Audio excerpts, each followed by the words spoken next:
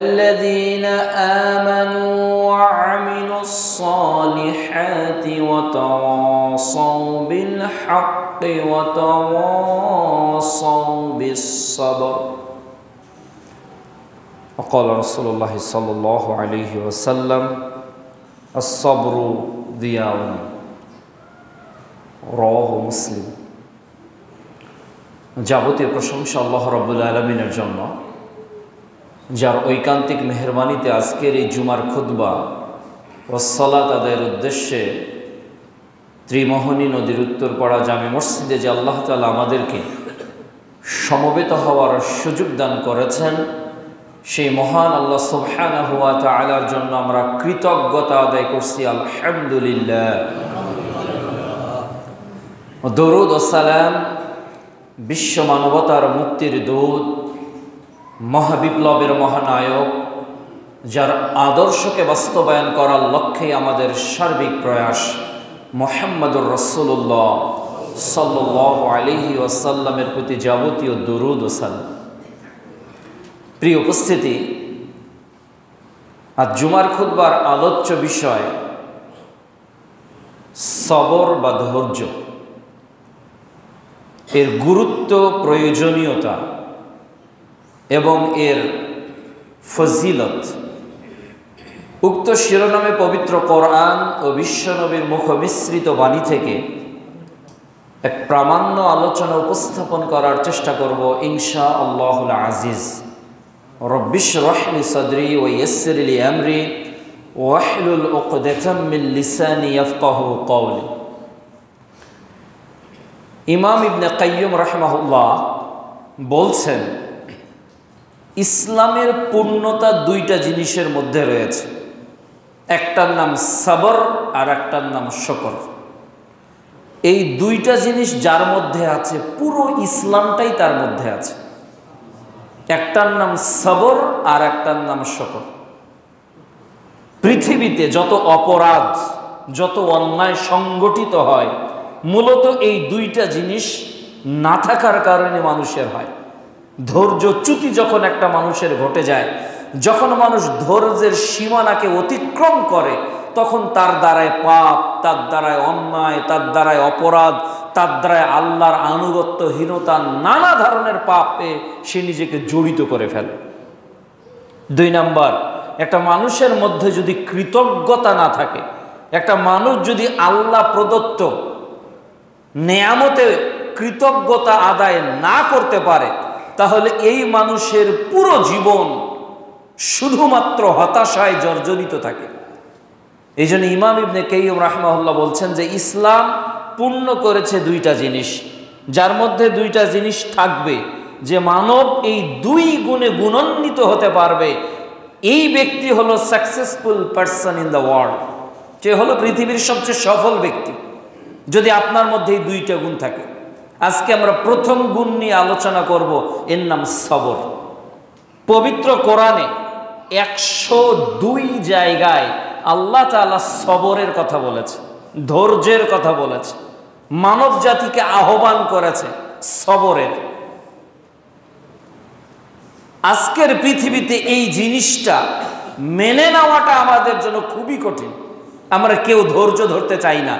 আজকে আমাদের মাথা গরম, আমরা একটুতেই রিয়্যাক্ট করি, একটুতেই আমরা মানুষের প্রতি আঘাত করি, একটুতেই আমরা আল্লাহর ইবাদত থেকে গাফেল হয়ে যাই, একটুতেই আমরা আল্লাহর দাসত্ব থেকে নিজের মুখকে ফিরিয়ে নিই। এর কারণ হলো আমাদের ধৈর্যের অভাব। as-sabr, এই শব্দটির অর্থ হলো মূলত বাধা দেওয়া, কোনো কিছুকে আটকিয়ে রাখা, ঠেকে দেওয়া, এর নাম সবর। শরঈ পরিভাষায় আল্লাহ রাব্বুল আলামিনের আনুগত্যে আল্লাহ যা আদেশ করেছে পুরো কোরআনে, আল্লাহ রাব্বুল আলামিন এর নিকট নিজের যাবতীয় অভিযোগগুলোকে কেবল পেশ করা, এটা মূলত সবর। অর্থাৎ আল্লাহ যা আদেশ করেছে আমি নির্দ্বিধায় তা মেনে নিব, আমার ভালো লাগলেও মানব, না লাগলেও মানব। এর অর্থ আল্লাহ যা নিষেধ করেছে আমাকে খারাপ লাগলেও তা থেকে বিরত থাকব। মূলত এটি হলো সবর। আল্লাহ রাব্বুল আলামিন কোরআনুল কারীমে এই সবর সম্পর্কে নবীদেরকে নসিহত করেছেন, উপদেশ দিয়েছেন এবং মুমিনদেরকে বলেছেন যে তোমরা যদি নিজেরা বিপদ থেকে বাঁচতে চাও তাহলে একজন আরেকজনকে সবরের উপদেশ দাও। তার মানে আপনার দায়িত্ব হলো সন্তানকে বলা, ইমামের দায়িত্ব হলো মুক্তাদিতে বলা, স্বামীর দায়িত্ব হলো স্ত্রীকে বলা, স্ত্রীর দায়িত্ব হলো স্বামীকে বলা। আজকে থেকে আমরা নিয়ত করব, সংকল্পবদ্ধ হব যাতে আমাদের জীবনে ধৈর্য এর অনুশীলন আমরা করতে পারি। আল্লাহ যেন তৌফিক দান করেন। আল্লাহুম্মা। আল্লাহ রাব্বুল আলামিন বলছেন সূরা আল ইমরান অধ্যায় 3 আয়াত 200, আল্লাহ বলছেন ইয়া আইয়ুহাল্লাযীনা আমানু, হে ঈমানদার বান্দাগণ, উসবিরু ওয়া সাবিরু, তোমরা ধৈর্য ধরো এবং ধৈর্যের প্রতিযোগিতা করো। শুধু ধৈর্য ধরলেই হবে না, ধৈর্যের প্রতিযোগিতা করো। কে কত বেশি ধৈর্য ধারণ করতে পারে এটা আল্লাহ তাআলা দেখতে চাচ্ছেন। আল্লাহ রাব্বুল আলামিন বলছেন ইয়া আইয়ুহাল্লাযীনা আমানুস্তাঈনু বিস-সাবরি ওয়াস-সালাহ, হে ঈমানদারেরা ধৈর্য ও সালাতের মাধ্যমে আমার কাছে যাও। তাহলে আল্লাহ তাআলা আগে আমাদেরকে বললেন ধৈর্যের কথা, এরপর বললেন সালাতের কথা। তাহলে সালাত আদায় করতে হবে ধৈর্য নিয়ে। রাসূলুল্লাহ সাল্লাল্লাহু আলাইহি ওয়াসাল্লাম বলছেন সবচেয়ে নিকৃষ্ট চোর হলো ওই ব্যক্তি যে সালাতে চুরি করে। সালাতে চোর কে? যে তার রুকু সেজদাকে ঠিকভাবে আদায় করে না, মানে সে তাড়াহুড়া করে, রুকুতে যাওয়ার পরই সেজদাতে যায়, একটা মাথা উঠাতে না উঠাতে আর একটা সেজদা দেয়, তার মানে সালাতের মধ্যে তার সবর নেই। এজন্য আল্লাহ রাব্বুল আলামিন বলছেন যে তোমরা আমার কাছে সাহায্য চাও, চাইবে কিভাবে? সবরের মাধ্যমে, ধৈর্যের মাধ্যমে। কিভাবে চাইবে? সালাতের মাধ্যমে। আল্লাহ রাব্বুল আলামিন আমাদেরকে আরো জানিয়ে দিচ্ছেন এই সবরটা কি। আবু মুসা আশআরী রাদিয়াল্লাহু তাআলা আনহু বলেন, মিশকাতুল মাসাবিতে হাদিসটি রয়েছে প্রথম খণ্ডের 281 নম্বর হাদিস এবং সহিহ মুসলিমের 223 নম্বর হাদিস। রাসূলুল্লাহ সাল্লাল্লাহু আলাইহি ওয়াসাল্লাম বলছেন আস-সাবরু দিয়াউন, সবর হলো আলো, সবরই হলো জ্যোতি। সবরটা মানুষের জীবনকে আলোকিত করে দেয়। পৃথিবীতে যদি বড় কিছু অর্জন করতে চান তো আপনাকে ধৈর্যশীল হতে হবে। পৃথিবীতে যদি মানুষের মন জয় করতে চান তো আপনাকে ধৈর্যশীল হতে হবে। পৃথিবীতে যদি দুশ্মনকে ঘায়েল করতে চান তো আপনাকে ধৈর্যশীল হতে হবে। পৃথিবীতে যদি আপনি বড় ধরনের সফল ব্যবসায়ী হতে চান তো আপনাকে ধৈর্য ধারণ করতে হবে। পৃথিবীতে যদি আপনি সবচেয়ে বেশি বিশেষজ্ঞ হতে চান তো আপনাকে ধৈর্য ধারণ করতে হবে। যদি আপনি আদর্শ স্বামী হতে চান তো আপনাকে ধৈর্যশীল হতে হবে। যদি আদর্শ পিতা হতে চান তো আপনাকে ধৈর্যশীল হতে হবে। যদি আদর্শ সভাপতি হতে চান তো আপনাকে ধৈর্যশীল হতে হবে। যদি আদর্শ ইমাম হতে চান তো আপনাকে ধৈর্যশীল হতে হবে। যদি আদর্শ মুসল্লি হতে চান তো আপনাকে ধৈর্যশীল হতে হবে। অর্থাৎ এভরি মুসলিম ফলো করবে আস-সাবর, ধৈর্যের নীতিকে, তাহলে ওই ব্যক্তি তার জীবনে সফল হবেই হবে। প্রিয় উপস্থিতি, রাসূলুল্লাহ সাল্লাল্লাহু আলাইহি ওয়াসাল্লাম বলছেন সহিহ বুখারী 1469 নম্বর হাদিস, আল্লাহ রাব্বুল আলামিন মানুষকে যা কিছু দিয়েছেন, আল্লাহ তাআলা আপনাকে যা কিছু দিয়েছেন, আপনার সম্পদ, আপনার সুন্দর স্ত্রী, টাকা পয়সা, ব্যাংক ব্যালেন্স যা কিছু আছে, আল্লাহর পক্ষ থেকে সবচেয়ে বড় নিয়ামত, আল্লাহর পক্ষ থেকে বান্দার জন্য সবচেয়ে বড় দয়া, আল্লাহ তাআলা যদি মানুষকে সবরের মতো কল্যাণ দান করে। সুবহানাল্লাহ। অর্থাৎ যাকে সবর দেওয়া হলো তাকে যেন সবই দেওয়া হলো, যাকে ধৈর্য দেওয়া হলো তাকে সবই দেওয়া হলো। অর্থাৎ ধৈর্যের মধ্যে সম্পদ রয়েছে, ধৈর্যের মধ্যে আত্মিক প্রশান্তি রয়েছে, ধৈর্যের মধ্যে প্রকৃত সফলতা রয়েছে, ধৈর্যের মধ্যে জীবনের সফলতার চালিকা শক্তি রয়েছে। এজন্য রাসূল সাল্লাল্লাহু আলাইহি ওয়াসাল্লাম বলছেন যাকে ধৈর্য দেওয়া হলো তাকে সবই দেওয়া হলো। এরপর দেখুন ধৈর্যশীল সম্পর্কে আল্লাহ রাব্বুল আলামিন বলছেন যে ইন্নাল্লাহা মা'আস সাবিরিন, আল্লাহ কার সাথে থাকে? ইন্নাল্লাহা মা'আস সাবিরিন, যারা ধৈর্যশীল। তাহলে যারা অধৈর্য, যারা একটুতেই রেগে যায়, একটুতেই রিয়্যাক্ট করে, একটুতেই মন খারাপ করে, একটুতেই বিপদ আসলে আল্লাহর প্রতি অনাস্থা প্রকাশ করে, আল্লাহ এদের সাথে থাকেন না। আল্লাহ কার সাথে থাকেন? যারা ধৈর্যশীল। যদি আপনি ধৈর্য ধারণ করতে পারেন তো আপনার সাথে আল্লাহ থাকবে। এর অনেক প্রমাণ সামনে আসবে।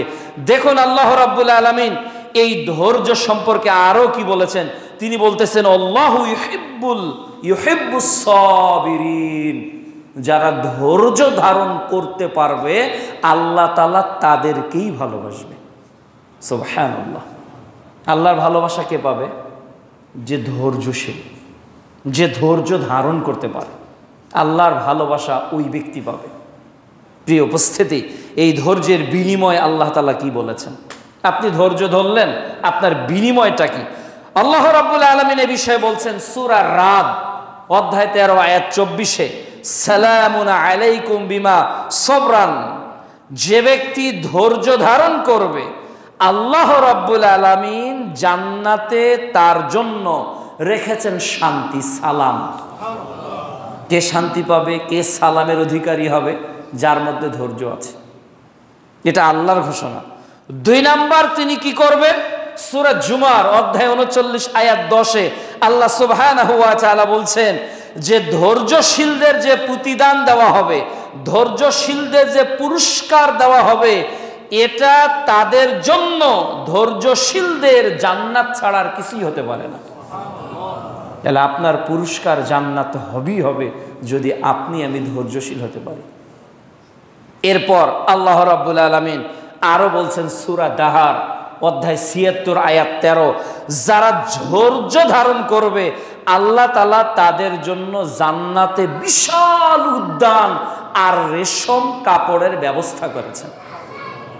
উদ্যান। অন্য বর্ণনায় সূরা ফুরকানে আল্লাহ তাআলা বলছেন অধ্যায় 25 আয়াত 77, 75, 76, 77-এ, যারা ধৈর্য ধারণ করবে আল্লাহ রাব্বুল আলামিন জান্নাতে তার জন্য উঁচু একটা সুন্দর ঘর নির্মাণ করবেন ধৈর্যশীলদের জন্য। তাহলে ধৈর্যশীলদের প্রতিদান হলো আল্লাহর শান্তি, ধৈর্যশীলদের প্রতিদান হলো জান্নাত, ধৈর্যশীলদের প্রতিদান হলো রেশমি কাপড়, ধৈর্যশীলদের প্রতিদান হলো আল্লাহর নিকট উঁচু দামি সম্মানজনক একটি প্রাসাদ। এটা আল্লাহ তাআলা আপনাকে আমাকে দান করার ওয়াদা কোরআনে ব্যক্ত করেছে। শুধু তাই নয়, রাসূল সাল্লাল্লাহু আলাইহি সাল্লামের একটা আশ্চর্যজনক হাদিস ইবনে মাজাতে এসেছে, 1597 নম্বর হাদিস। রাসূল সাল্লাল্লাহু আলাইহি ওয়াসাল্লাম বলছেন, যদি মানুষ ধৈর্য ধারণ করে এর বিনিময় আল্লাহ তাআলা তাকে দিবেন অন্য কিছু নয়, জান্নাত ছাড়া। সুবহানাল্লাহ। তাহলে আল্লাহ রাসূলের ভাষাটা কি? ইবনে মাজার 1597 নম্বর হাদিস, যারা ধৈর্য ধারণ করবে আল্লাহর সঙ্গে তার বিনিময় আর কিছু দিয়ে হবে না। ধৈর্য আপনি ধারণ করবেন, আল্লাহ আপনাকে জান্নাতে দিয়ে দিবেন। প্রিয় উপস্থিতি, এই সম্পদ অর্জন করা কি সহজ? ধৈর্য কি এত সহজ? এই জন্য ওলামাগণ ধৈর্যের 4টি শর্ত রেখেছেন। আপনি ধৈর্য ধারণ করতে চাইলে আপনার 4টা শর্ত পূরণ করতে হবে। 1, ধৈর্যটা আল্লাহর জন্য ধরতে হবে, কেবল আল্লাহর জন্য, মানুষের জন্য, দুনিয়ার জন্য নয়, স্রেফ আল্লাহর জন্য। আপনি অসুস্থ, আপনার ছেলে মারা গেছে, আপনি পরীক্ষায় ফেল করেছেন, আপনার কোটি টাকার সম্পদ নষ্ট হয়ে গেল, আপনার সাক্ষাৎ চাকরিটা আপনি হারিয়ে ফেললেন। এখন আপনার প্রথম কাজ, এই ধৈর্য আপনি ধরতেছেন কার জন্য? আল্লাহর জন্য। কেন? ওই যে আল্লাহ জান্নাতের ওয়াদা করেছে, ওই যে আল্লাহ একটা প্রাসাদের ওয়াদা করেছে, ওই যে আল্লাহ জান্নাতে সালামের ব্যবস্থা করেছে, তাহলে আমি ধৈর্য ধরবো কার জন্য? আল্লাহর জন্য। 2 নাম্বার, বিপদের কথা আল্লাহ ছাড়া মানুষের নিকট ব্যক্ত করা যাবে না। তাহলে আপনি ধৈর্যশীল বান্দা নন। তার মানে আপনার বিপদ, আপনার প্রতিপালক কি জানেন না যে আপনি বিপদগ্রস্ত? বলেন, আল্লাহ কি জানেন কি না? এখন আপনি জানার পরে বলতেছেন, আব্দুর রহমান ভাই আমি এতগুলো সমস্যার মধ্যে জড়িত, এর নাম ধৈর্য নাই। আপনি আর একজনকে বলতেছেন ভাই আমি এই অভাবের মধ্যে জড়িত, এর নাম ধৈর্য নয়। রাসূল সাল্লাল্লাহু আলাইহি সাল্লাম বলছেন যে ধৈর্যের কথা যেমন আল্লাহ রাসূল বলছেন একটা জুতার ফিতা, এটা যদি ছিঁড়ে যায় প্রথমে যার নিকট অভিযোগ করবে, প্রথমে যাকে জানাবে তিনি কে? আল্লাহ। সূরা ফাতিহায় আমরা কি বলি? 4 নম্বর আয়াতে ইয়্যাকা না'বুদু ওয়া ইয়্যাকা নাস্তাঈন, আল্লাহ তোমার দাসত্ব করি এবং সাহায্য তোমার নিকট চাই। তাহলে ধৈর্যের 2 নম্বর শর্ত হলো আপনার বিপদের কথা, আপনার মুসিবতের কথা, আপনার অভাবের কথা, আপনার দুঃখের কথা, আপনার নির্যাতনের কথা, আপনার জুলুমের কথা, আপনার যাবতীয় শোকের কথা পৃথিবীর সব মানুষকে বলার আগে কাকে বলতে হবে? আল্লাহকে। এটা হলো 2 নম্বর শর্ত যদি আপনি মর্যাদা পেতে চান। 1, ধৈর্য ধরতে হবে কার জন্য? আল্লাহর জন্য। আর 2, এই ধৈর্যের বিপদের যত অভিযোগ আছে, যত কিছু অনুরাগ আছে, মানুষকে বলবেন না, বলবেন কাকে? আল্লাহকে। সহিহ বুখারী 1447 নম্বর হাদিস, প্রতিদিন আপনার রব আপনাকে এসে বলে আমাকে ডাকো আমি সাড়া দিব, আমার কাছে চাও আমি প্রদান করব, অপরাধ করে ক্ষমা চাও আমি আল্লাহ মাফ করে দিব। সুবহানাল্লাহ। 3 নাম্বার, বিপদের প্রথম আঘাতেই ধৈর্য ধরতে হবে। ইবনে মাজাহ 1597 নম্বর হাদিস, রাসূল সাল্লাল্লাহু আলাইহি ওয়াসাল্লাম বলতেন ধৈর্য হলো সেটাই যা প্রথমেই ধরা হয়। আপনার ছাগল আরেকজনের সিম গাছ খেয়ে ফেললো, যার সিম গাছ খেয়েছে ছাগলকে, ছাগলের মালিককে তুলে ইচ্ছা মতো গালি দিয়ে বললো আচ্ছা ঠিক আছে যেহেতু গাছ কেটেই ফেলেছে এখন ধৈর্য ধরলাম, এর নাম ধৈর্য নয়, এর নেকি একটাও পাবেন না। আর এই যে বললেন যে, তার মানে প্রথম আঘাতেই আপনাকে কি করতে হবে? ধৈর্য ধারণ করতে হবে, বিচলিত হওয়া যাবে না। আপনার জুতাটা চুরি হয়ে গেল, আপনার সম্পদটা হারিয়ে গেল, আপনার কাছ থেকে একটা বড় বিষয় ক্ষতি হয়ে গেল, আপনি পাল্টা তাকে রাগ দেখিয়ে, পাল্টা তাকে গালিগালাজ করে, পাল্টা তার তিরস্কার রচনা করে এরপর বলতেছেন আমি সবুর করলাম, এর নাম ধৈর্য নয়। ধৈর্য হলো প্রথম বিপদেই, প্রথম আঘাতেই, প্রথম মুসিবতেই, আর কারো জন্য না, স্রেফ আল্লাহর জন্য আপনি ধৈর্য ধারণ করলেন, তাহলে আপনি প্রতিদান পাবেন। কিন্তু আমাদের সমাজে আগে ঝালটা মিটিয়ে নেই বলে, আগে সব কিছু করে নেই, যখন পারি না ঠিক আছে আল্লাহ তোমার উপর ছেড়ে দিলাম, এটা ধৈর্য হতে পারে না। 4 নাম্বার, আপনি যে বিপদে পড়েছেন এই বিপদে পড়ার পর ওই বিপদ থেকে উদ্ধারের জন্য আল্লাহর কাছে সাহায্য চাইতে হবে, কেননা আপনাকে উদ্ধার করার একচ্ছত্র মালিককে? আল্লাহ। আপনি যে বিপদে পড়েছেন, যে ধৈর্য ধরেছেন, মানুষকে না বলে আল্লাহকে বলেছেন, মানুষের কাছে না চেয়ে আল্লাহর কাছে চেয়েছেন, অভিযোগ মানুষকে না করে আল্লাহর কাছে করেছেন, এখন আপনার 4 নাম্বার শর্ত হলো ওই রবের নিকটই ওই বিপদ থেকে মুক্তির পথ আপনাকে চাইতে হবে। এজন্য এই 4টা জিনিস আপনাকে আমাকে মনে রাখতে হবে। 1, ধৈর্যটা কার জন্য ধরব? আল্লাহর জন্য। 2, এই যে যত বিপদ মুসিবত এর অভিযোগ মানুষকে না বলে কার নিকট বলবো? আল্লাহর নিকট। 3, বিপদ যখনই সংগঠিত হবে তখনই ধৈর্য ধারণ করব, কথা বলে গালিগালাজ করে নয়। আর 4, যে বিপদই আসুক সর্বপ্রথম যার কাছে আশ্রয় চাইব তিনি হলেন আল্লাহ। এই 4টা জিনিস যার মধ্যে থাকবে তার মধ্যেই ফজিলত থাকবে। মানব জীবনে ধৈর্য 3টি ক্ষেত্রে ধরতে হয়। আপনি যে ধৈর্য ধরবেন কিভাবে ধরবেন? 3টা ক্ষেত্র। আপনার জীবনের ধৈর্যের 3টা শাখা রয়েছে। 1, আনুগত্যে ধৈর্য, আল্লাহ যা কিছু বলেছে এগুলো মেনে নেওয়াতে ধৈর্য। আল্লাহ কি বলেছে? আকিমুস সালাহ, সালাত আদায় করো। আপনি চাইলেও ফজরে উঠতে হবে, না চাইলে উঠতে হবে। তাহলে প্রতিদিন 50 বছর থেকে আপনি 5 ওয়াক্ত সালাত আদায় করেন, ধৈর্য লাগবে না? আপনি প্রতি বছর 30 দিন করে সিয়াম পালন করেন, ধৈর্য লাগবে না? আপনার কোটি টাকার সম্পত্তি হয়েছে, যাকাত দিচ্ছেন, ধৈর্য লাগবে না? তাহলে আনুগত্যে ধৈর্য ধারণ করা। আল্লাহ রাব্বুল আলামিন বলছেন সূরা হামিম সেজদা অধ্যায় 41 আয়াত 30, ইন্নাল্লাযীনা ক্বালু রাব্বুনাল্লাহ সুম্মা ইসতাকামু, যে ব্যক্তি ঈমান আনলো এরপর ইস্তেকামাত থাকলো, অর্থাৎ আল্লাহর প্রতি অবিচল থাকার পর এখন আপনার আল্লাহর নীতিকে গ্রহণ করা, সূরা বাকারা অধ্যায় 2 আয়াত 131-এ আল্লাহ একই কথা বলছে। সূরা আনআম অধ্যায় 6 আয়াত 162-তেও আল্লাহ একই কথা বলছে যে আপনি আমি আপনার আমার জীবনের পূর্ণাঙ্গ যতগুলো ইবাদত করি সব ইবাদতের ক্ষেত্রে সবর করতে হবে, ধৈর্য ধরতে হবে। আমাদের ঐচ্ছিক, অনৈচ্ছিক, আর্থিক, মানসিক 4 প্রকার ধৈর্য। একটা হলো দৈহিক ধৈর্য, যেটা আপনি দেহ দিয়ে করেন। 2 নম্বর হলো মানসিক ধৈর্য, যা আপনার মানসিক ডিপ্রেশনে হয়ে থাকে। এটা হলো ঐচ্ছিক এবং অনৈচ্ছিক, আপনি চাইলে করতে পারেন, না চাইলেও নাও করতে পারেন, তবে প্রতিদান তারা পাবে যারা ধৈর্যশীল। বলুন, একজন আজকে ফজরের সালাত আদায় করলো, একজন করলো না, তাহলে আনুগত্যে কে ধৈর্যশীল? যে সালাত আদায় করেছে, আর যে সালাত আদায় করেনি সে ধৈর্যশীল নয়।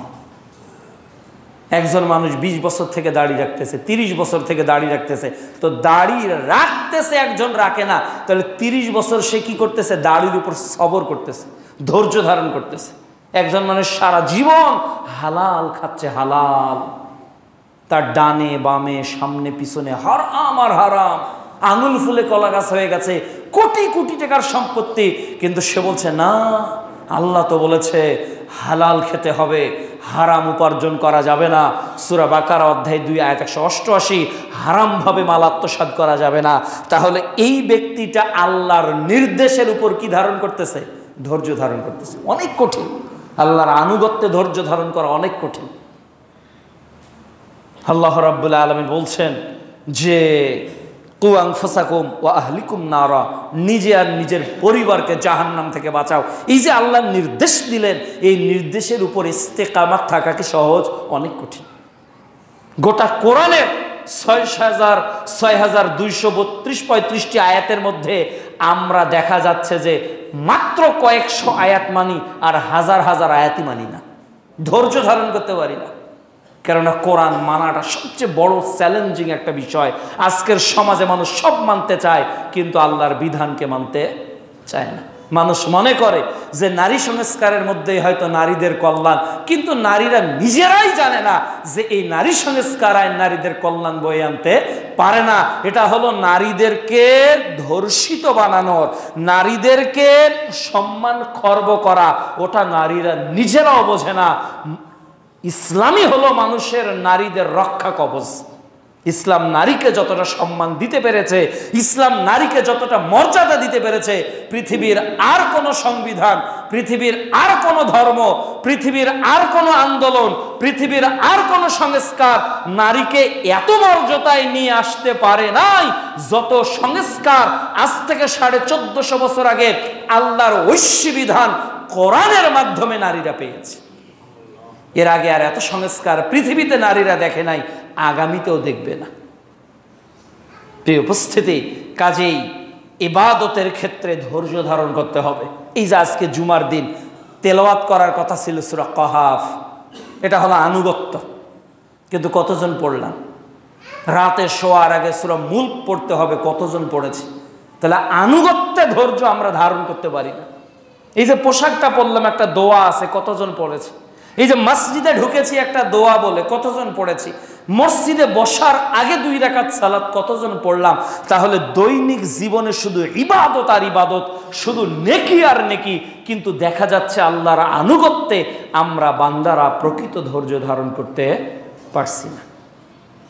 ট্র্যাডিশনাল জুমার খুতবা, ট্র্যাডিশনাল ঈদের মাঠ, ট্র্যাডিশনাল কোরবানি, ট্র্যাডিশনাল বিভিন্ন আচার অনুষ্ঠানে আল্লাহর আনুগত্য ওইভাবে প্রকাশ করা যায় না যেভাবে আল্লাহর ইবাদতে, আল্লাহর আনুগত্যে নিজের পুরো জীবনকে ঢেলে সাজানো যায়। 2 নাম্বার, পাপ থেকে বাঁচার ক্ষেত্রে ধৈর্য। অপরাধ থেকে নিজেকে গুটিয়ে নেবেন, ধৈর্যের প্রয়োজন আছে। মন চাচ্ছে একটু গানটা শুনি, হেডফোন লাগিয়ে গানটা শুনি, কিন্তু আপনি শুনবেন না, ধৈর্য। মন চাচ্ছে যে একটু সিসি লোন নিয়ে বাড়িটা করি, কিন্তু বলছে না না না না না না, এটা তো নেওয়া যাবে না। মন চাচ্ছে ব্যাংকের টাকা জমিয়ে সুদ খাই, কিন্তু এর থেকে বেঁচে থাকা, অর্থাৎ পাপ থেকে নিজেকে বেঁচে থাকার নামও ধৈর্য। আমরা মনে করি ধৈর্য মানে এইটা না, পাপ থেকে বেঁচে থাকার নামও ধৈর্য, বরং এর সবচেয়ে বড় ধৈর্য।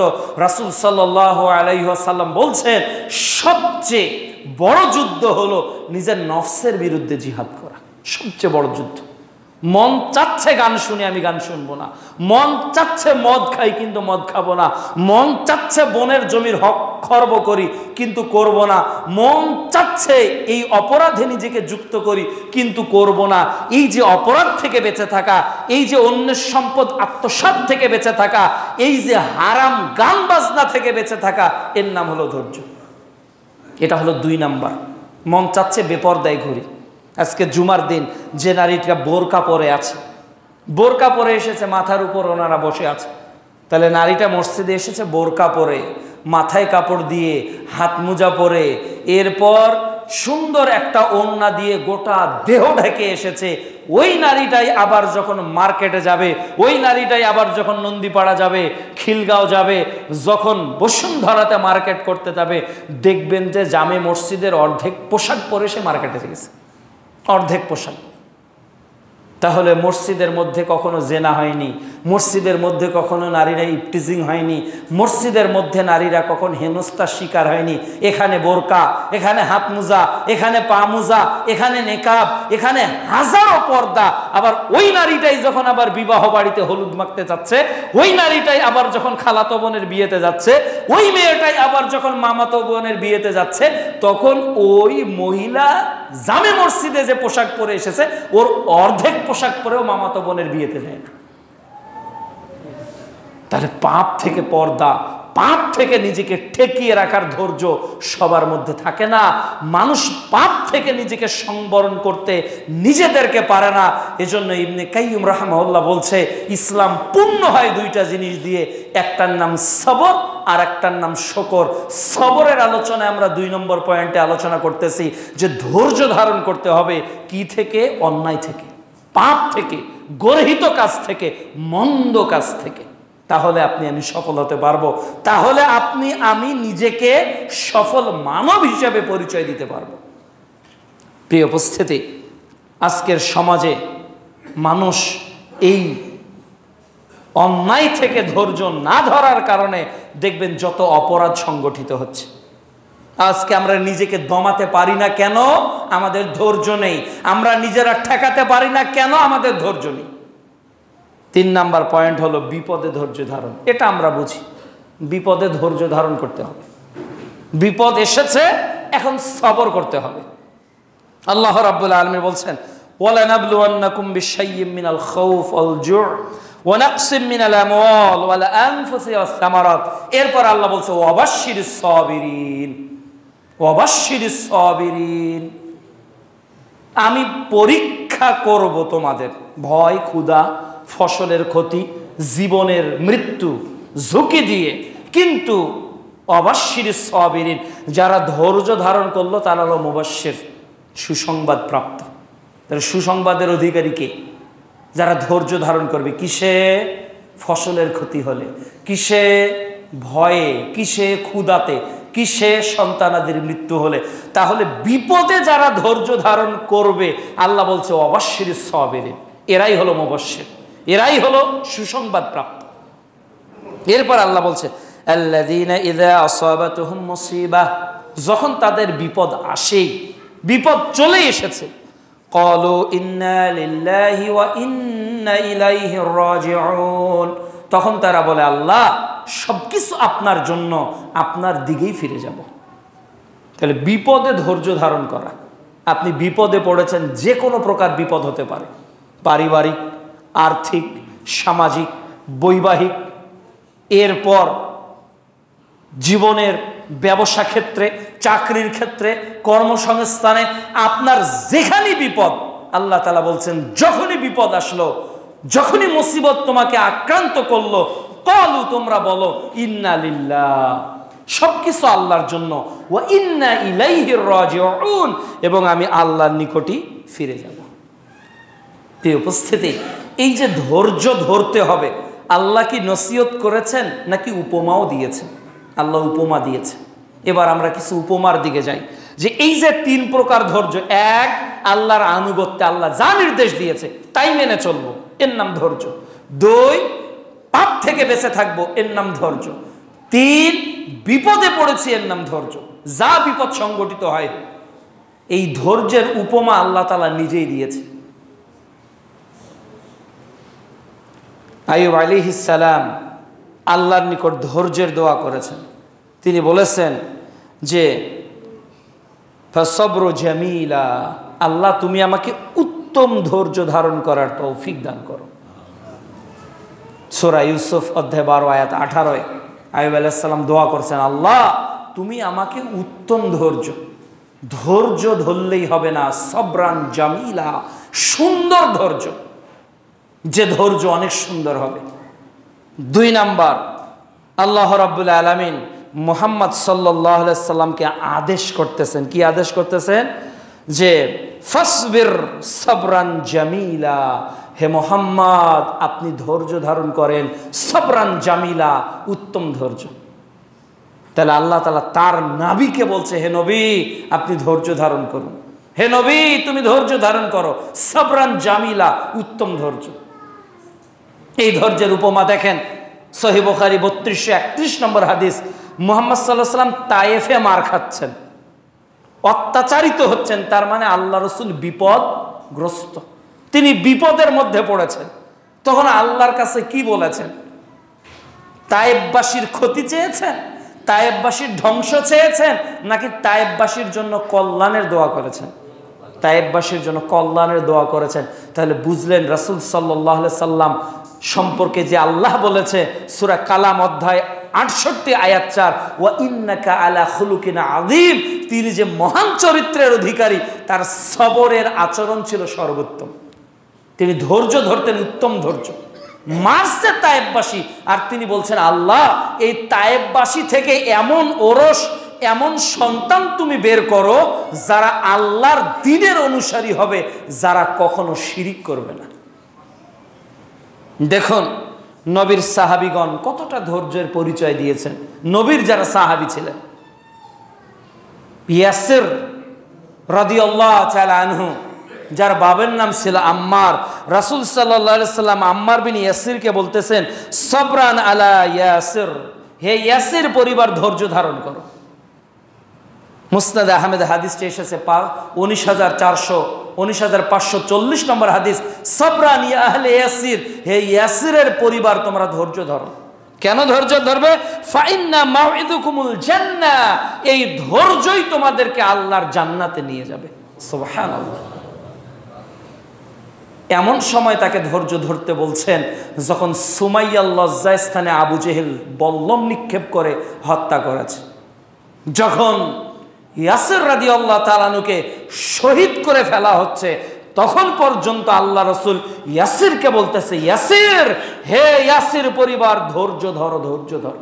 ধৈর্য কি জিনিস আপনাকে কি দিয়ে আমি বোঝাতে সক্ষম। প্রিয় উপস্থিতি, শুধু তাই না, খাব্বাব রাদিয়াল্লাহু তাআলা আনহু তিনিও তাড়াহুড়া করেছেন, ব্যস্ততা দেখিয়েছেন। সহিহ বুখারীতে হাদিস এসেছে 3612 নম্বর হাদিস, রাসূল সাল্লাল্লাহু আলাইহি সাল্লাম খাব্বাব বিন আরাতকে বলছে, ও খাব্বাব বিন আরাত তুমি ব্যস্ত হয়েছো। খাব্বাবের নির্যাতন কত ছিল, কি পরীক্ষা ছিল। খাব্বাবের কোমরে আঙার, আগুনের উপর খাব্বাবকে সিট করে শোয়ানো হতো, আর কোমর দিয়ে গোস্ত রক্ত পড়ে পড়ে পড়ে পড়ে সমস্ত আগুন নিভে যেত। এই নির্যাতন খাব্বাবকে দেওয়া হচ্ছে, আর রাসূল সাল্লাল্লাহু আলাইহি সাল্লাম বলছেন, ও খাব্বাব তুমি তাড়াহুড়া করতেছো, মানে তোমার মধ্যে ধৈর্য নাই, তোমার মধ্যে ধৈর্য নেই।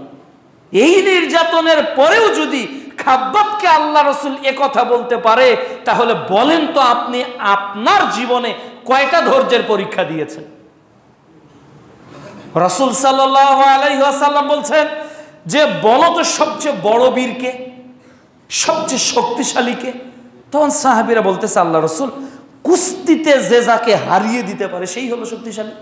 তখন রাসূল সাল্লাল্লাহু আলাইহি ওয়াসাল্লাম বললেন, না ওই ব্যক্তি শক্তিশালী নয়, বরং যে নিজের রাগকে সংবরণ করে ধৈর্য ধরতে পারে, এই হলো শক্তিশালী।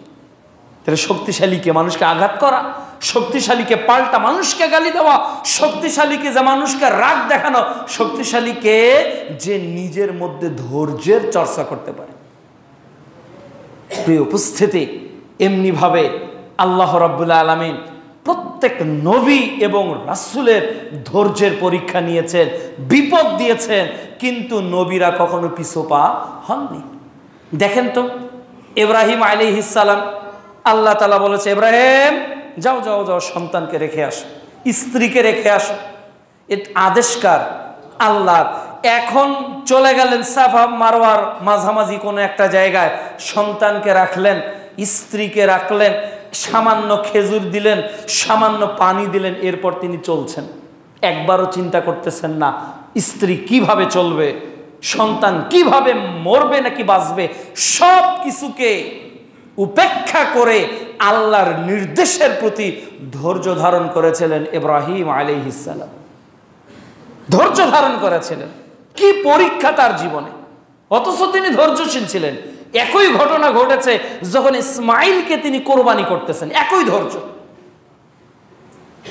আল্লাহ রাব্বুল আলামিন বলছেন সূরা সাফফাত অধ্যায় 37 আয়াত 102 খুলে দেখেন। যখন ইব্রাহিম আলাইহিস সালাম ইসমাইলকে ছুরি চালাতে গেলেন, তখন ইসমাইল কি বললেন, যে বাবা আপনি যা দেখেছেন তাই করেন, আপনি আমাকে ধৈর্যশীল পাবেন। কি পাবেন? আমাকে ধৈর্যশীল পাবেন। এমন সন্তান কতজন আছে যে বাপকে বলবে, বাবা খবরদার, 50 লক্ষ টাকা তো দূরের কথা, 5 লক্ষ টাকা তো দূরের কথা, 2 লক্ষ টাকাও ঘুষ দিয়ে চাকরি নিব না, আমার রিজিকের মালিক আল্লাহ। এমন বিশ্বাস কি আছে সন্তানদের? এমন সন্তান কি আছে যে বাপকে কথা বলতে পারে? আজকে আমাদের ধৈর্যচ্যুতি ঘটতেছে। এজন্য তো আল্লাহ রাব্বুল আলামিন বলছেন যে পৃথিবীর মানুষ ক্ষতিগ্রস্ত, পৃথিবীর মানুষ ক্ষতিগ্রস্ত কারা নয়, ইল্লাল্লাযিনা আমানু, যারা ঈমান এনেছে জেনে বুঝে। 2 ওয়া আমিলুস সলিহাত, যারা সতামল করেছে। 3 ওয়াতাওয়াসাউ বিল হক, যারা পরস্পরকে হকের উপদেশ দিয়েছে। 4 ওয়াতাওয়াসাউ বিস সবর, যারা পরস্পরকে ধৈর্যের উপদেশ দিয়েছে। তাহলে ধৈর্য ধারণ করাটাই মুশকিল। আজকের পৃথিবীতে ধৈর্যশীল মানুষের বড়ই অভাব, অথচ আমরা প্রত্যেকেই জানি, আমরা প্রত্যেকেই বুঝি যে ধৈর্য ধারণ করার কথা আল্লাহ বলেছে, ধৈর্যের নীতি অবলম্বন করার কথা আল্লাহ তার রাসূলকে বলেছে। উম্মে সালামা রাদিয়াল্লাহু তাআলা আনহা তার স্বামীকে উপদেশ দিতেন যে রাসূল সাল্লাল্লাহু আলাইহি ওয়াসাল্লাম বলেছেন যে আল্লাহ তাআলা বিপদ দিলে বিপদে ধৈর্য ধারণ করতে হয়, বলতে হয় ইন্না লিল্লাহি ওয়া ইন্না ইলাইহি রাজিউন। এই দোয়াটা বলতে হয়। তো দেখা গেল কোনো অবস্থায় সহিহ বুখারীর 1310 নম্বর হাদিস, যে স্বামী চলে গেছে দিনের পথে, সন্তান অসুস্থ, স্বামী ফিরে আসার আগে সন্তান মৃত্যুবরণ করেছে, এখন সন্তান তো মারা গেছে। উম্মে সালামা স্ত্রী এখন কি করবে? এই সন্তানকে তিনি গোসল করালেন, এই সন্তানকে তিনি কাফন পরালেন, এই সন্তানকে তিনি তার খাটের নিকট একটা নির্দিষ্ট নিরাপদ জায়গায় রেখে দিলেন। স্বামী রাতে ফিরল, বলল সন্তানের এখন সুস্থতা নাকি অসুস্থ? তখন স্ত্রী বলল সন্তান আপনার বড়ই শান্ত, সন্তান শান্ত হয়ে আছে।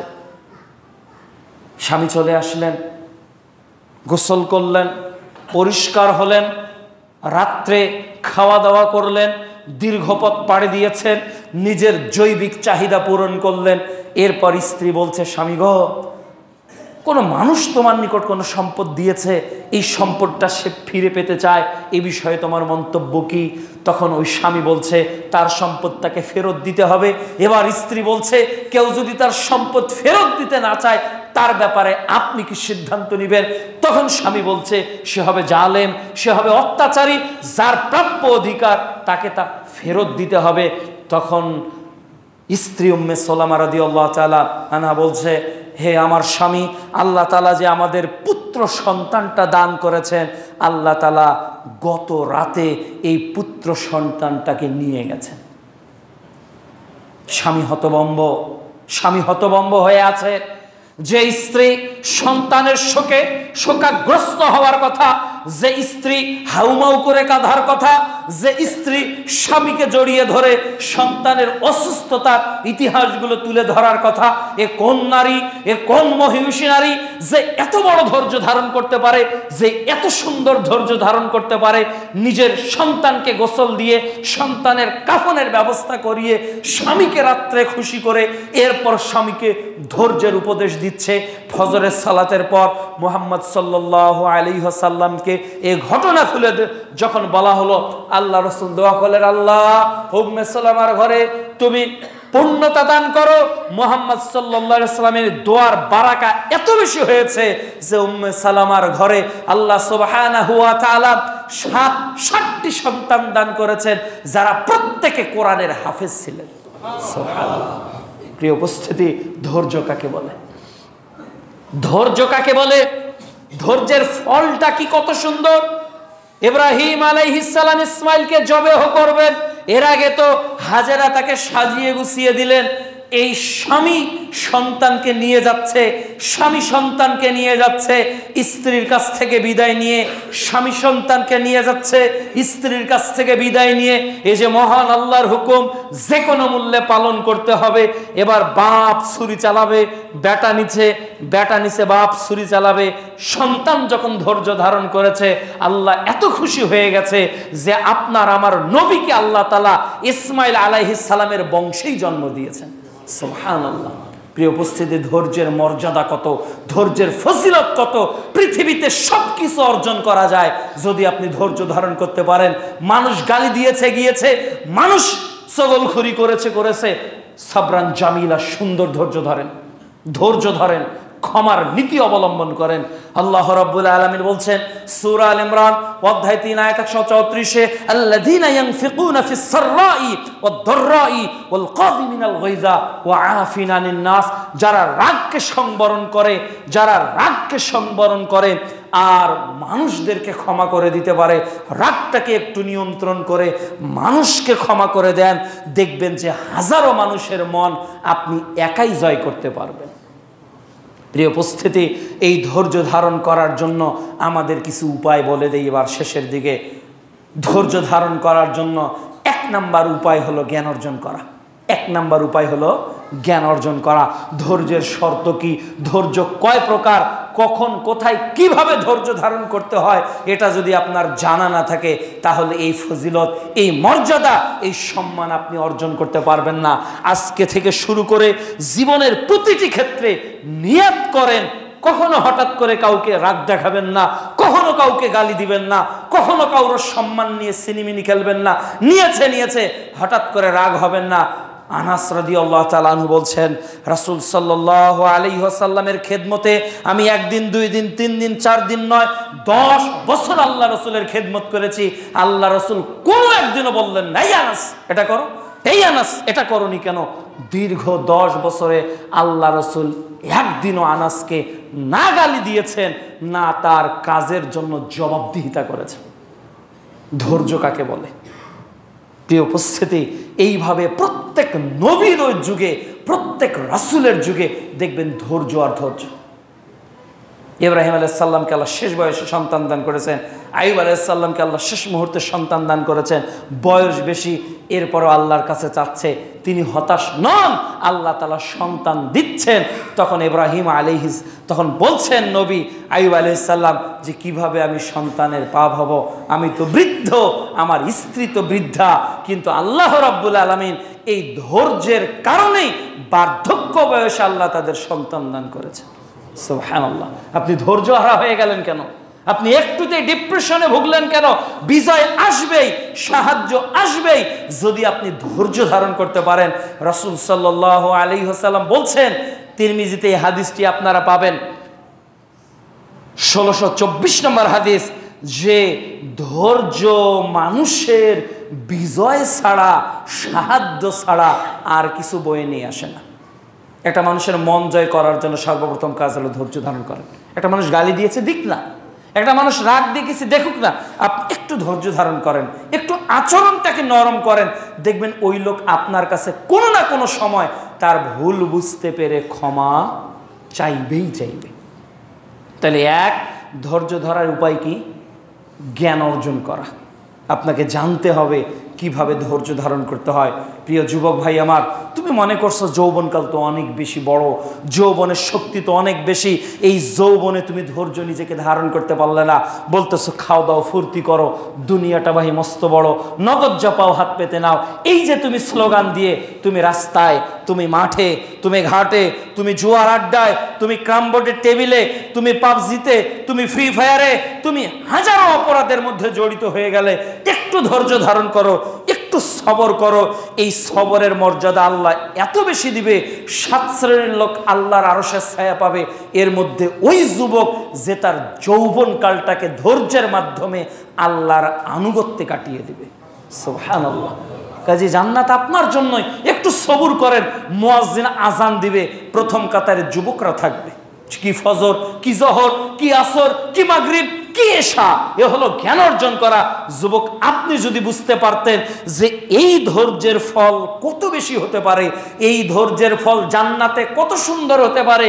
বলেছিলাম শুরুর দিকে, যে ব্যক্তি ধৈর্য ধারণ করবে আল্লাহ তাআলা সূরা ফুরকানে বলছেন তাকে আল্লাহ এমন একটা উচ্চ জান্নাত দিবেন, আর ওই জান্নাতে একটা দামি প্রাসাদ তাকে দান করবেন। অন্য বর্ণনায় এসেছে এমন এক সুন্দর প্রাসাদ হবে যে প্রাসাদের ভিতর থেকে বাহির দেখা যায়, বাহির থেকে ভিতর দেখা যায়। এত দামি প্রাসাদ দিবে যদি আপনি ধৈর্যশীল হতে পারেন। প্রিয় উপস্থিতি, 4 নাম্বার মুহাদ্দিসদের মতে আর একটা ধৈর্য আছে। তাহলে 1 নাম্বার ধৈর্য বলেছি আনুগত্যে। আল্লাহর যত হুকুম আছে এখানে কি করতে হবে? বিনা দ্বিধায়, without condition, without excuse, without any hesitation, কোনো শর্ত, কোনো যুক্তি, কোনো সংশয় ছাড়াই আল্লাহর আদেশকে নির্দ্বিধায় মেনে নেওয়া, এটা হলো আনুগত্যে ধৈর্য। এটা কিসে ধৈর্য? আনুগত্যে। 2 নাম্বার বলেছি যাবতীয় অন্যায়, যাবতীয় হারাম, যাবতীয় পাপ, যাবতীয় মন্দ কাজ, যাবতীয় অপরাধমূলক কাজকে আল্লাহর সন্তুষ্টির উদ্দেশ্যে বিরত থাকার নাম ধৈর্য। আর 3 নাম্বার বললাম, যখন বিপদ আসবে, যখন মুসিবত আসবে, যখন কোনো শোক, কোনো ধ্বংস, কোনো কিছু আপনার ধরবে, এতে ধৈর্য ধারণ করা। এই 3টা ধৈর্য। 4 নাম্বার আরেক শ্রেণীর ধৈর্য হলো, সেটা হলো দাওয়াতি কাজে ধৈর্য। ইসলামের জন্য কাজ করবেন, দ্বীনের জন্য কাজ করবেন, আল্লাহর জন্য কাজ করবেন, দেখবেন সব বিপদ মনে হচ্ছে আমার। কেন?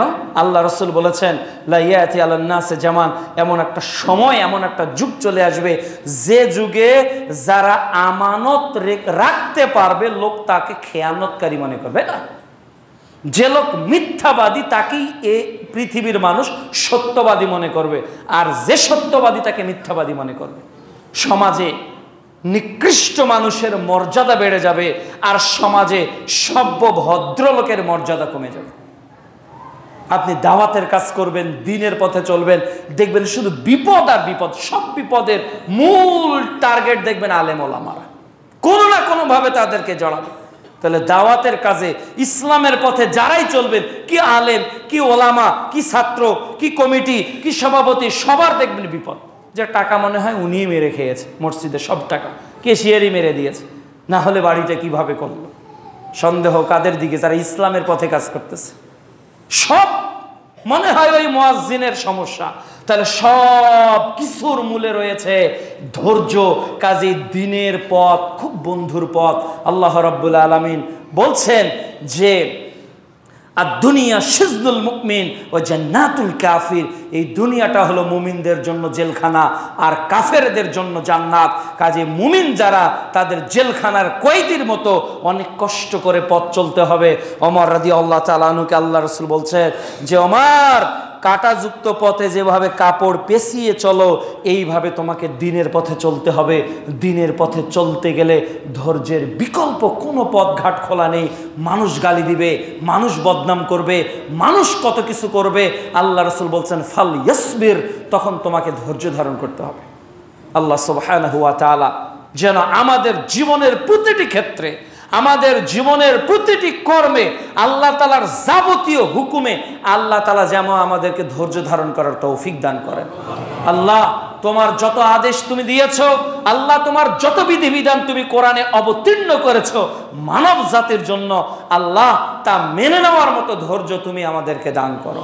আল্লাহ তোমার কোরআন সম্পর্কে আজকে যারা প্রশ্ন তুলছে, যারা বলছে কোরআন নারীদের অধিকারকে খর্ব করেছে, যারা বলছে কোরআন পৃথিবীর মানুষের অধিকারকে খর্ব করেছে, যারা বলছে কোরআন চাই না, অন্য কিছুর মাধ্যমে পৃথিবীতে প্রকৃত কল্যাণ আসবে, আল্লাহ এই সকল তাগুতি নীতি থেকে তুমি আমাদের সামগ্রিক জীবনে তোমার আনুগত্যে ধৈর্য ধারণ করার তৌফিক দান করো।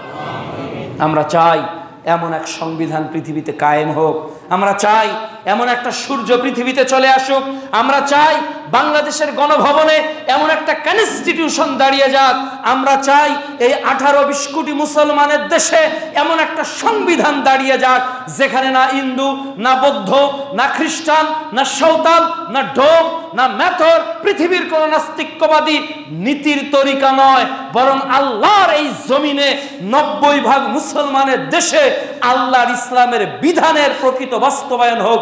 আল্লাহ যেন এদেশের সরকারকে তা করার তৌফিক দান করেন। আল্লাহ রাব্বুল আলামিন যেন আমাদের জীবনের প্রতিটি ক্ষেত্রে আল্লাহর এই আনুগত্যে আপ টু বটম প্রত্যেককে ধৈর্য ধারণ করার তৌফিক দান করেন। আল্লাহ সুবহানাহু ওয়া তাআলা যেন আমাদের যাবতীয় তাগুনীতি থেকে, যাবতীয় পাপ পঙ্কিলতা থেকে, শয়তানের ধোঁকা প্রবঞ্চনা থেকে, কুমন্ত্রণা থেকে আল্লাহ তাআলা যেন আমাদের ঈমানকে পরিচ্ছন্ন রেখে আল্লাহর যাবতীয় নিষেধ পরিত্যাগের ধৈর্য ধারণ করার তৌফিক দান করেন। সর্বোপরি আমাদের যাবতীয় বিপদে সম্মুখে যেন আল্লাহর নিকট আমরা ধৈর্যশীল হতে পারি এবং দাওয়াতের মাঠে যেন নির্ভীকভাবে ধৈর্যের পরাকাষ্ঠ নিয়ে আমরা টিকে থাকতে পারি। আল্লাহ তৌফিক দান করুন। আল্লাহুম্মা আমিন।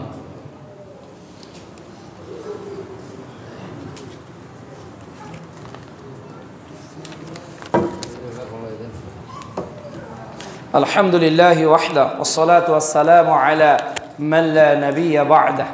ইন্না আল্লাহা ওয়া মালাইকাতাহু ইউসাল্লুনা আলান নবী ইয়া আইয়ুহাল্লাযীনা আমানু সাল্লু আলাইহি ওয়া সাল্লিমু তাসলিমা। আল্লাহুম্মা সাল্লি আলা মুহাম্মাদিন ওয়া আলা আলি মুহাম্মাদ।